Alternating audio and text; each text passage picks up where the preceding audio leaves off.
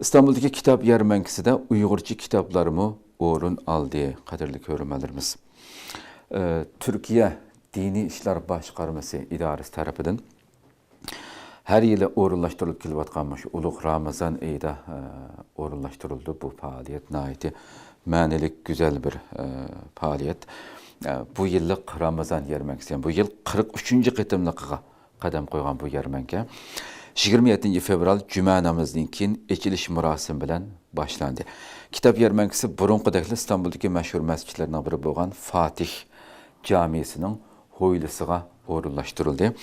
Yıllardan buyon nashriyatchilik sohasida aktiv xizmat qilib kelayotgan Avlod nashriyati bo'lsa, bu qitimqi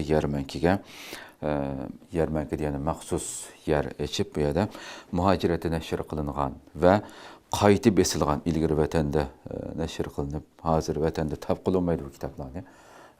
Bu yerda qaytib esilgan Uyg'urcha kitap jurnallari bilan yarmarkaga qatnashdi bu qatimmi.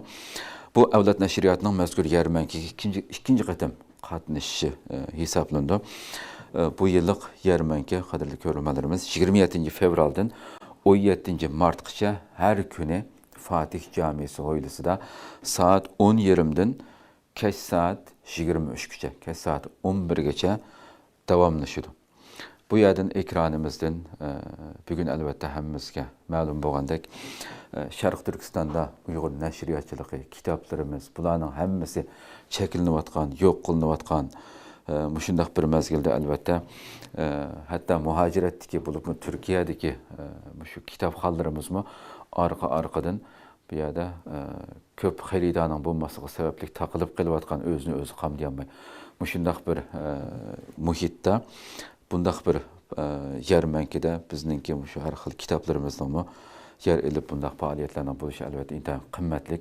Shuning uchun bu ulug' Ramazonda İstanbul'da bo'lgan xalqimizni ballarını elib iftar qilish, Fatih Camisi'dek bir güzel bir mübarek camide şu yerda iftarlık qilishdan burun berib, müşani ko'rib, kitaplarını setib elib, bu güzel muhitdan farzandlarimizni hem özümüz hem farzandlarimiz bu güzel muhitdan foydalanishi kerak deb qaraymiz, chaqirimiz. Hem bu qarindoshlarimizni ham har xil jihatdan qo'llagan bo'lamiz bir tarafdan.